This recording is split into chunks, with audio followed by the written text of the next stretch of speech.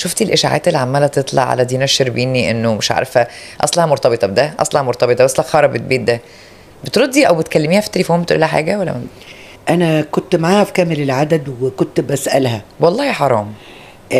هي قالت لي انا مظلومه جدا وانا ماليش دعوه بالحاجات دي خالص.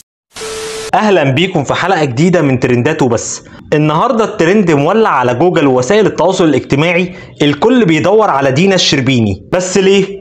الموضوع بدأ لما انتشرت شائعات عن ارتباطها بالفنان كريم محمود عبد العزيز، وده خلى اسمها يتصدر محرك البحث جوجل في الساعات اللي فاتت. وعلشان الجدل ما يطولش، الفنانة الكبيرة ميمي جمال قررت ترد وتحسم الموضوع ده بنفسها، وده كان من خلال ظهورها في بودكاست على الهادي في الكلام. ميمي قالت بالحرف: انا كنت معاها في مسلسل كامل العدد وسألتها على اللي بيتقال، قالت لي انا مظلومة جدا وماليش دعوة بالحاجات دي خالص، ولا لي علاقة ابدا لا بده ولا بده. وكملت ميمي كلامها وقالت: الناس كل ما يشوفوني قاعدة مع حد يفتكروا ان في حاجة، بس هي فعلا مش متجوزة، فلما تقعد مع اي حد الناس بتفترض حاجات بس مفيش حاجة من دي حصلت. وعلشان توضح اكتر، قالت كمان ان كريم محمود عبد العزيز متجوز وعنده 3 بنات زي القمر، وما يتهيأليش ابدا ان ممكن يعمل كده.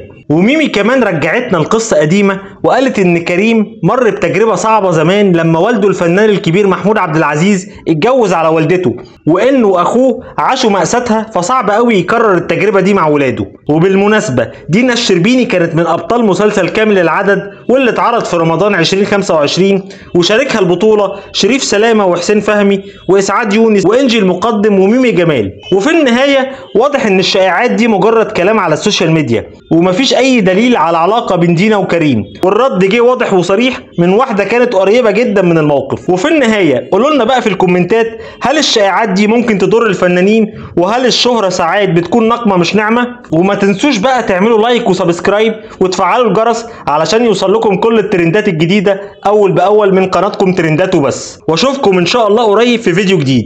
سلام.